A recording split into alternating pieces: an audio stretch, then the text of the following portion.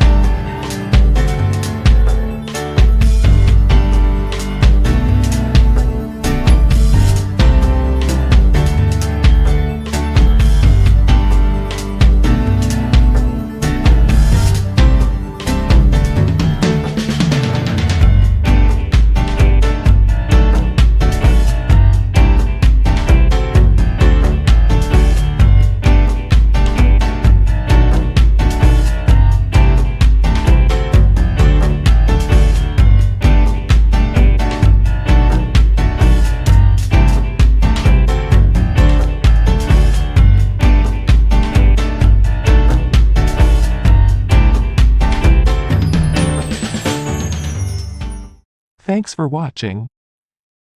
Have a nice day.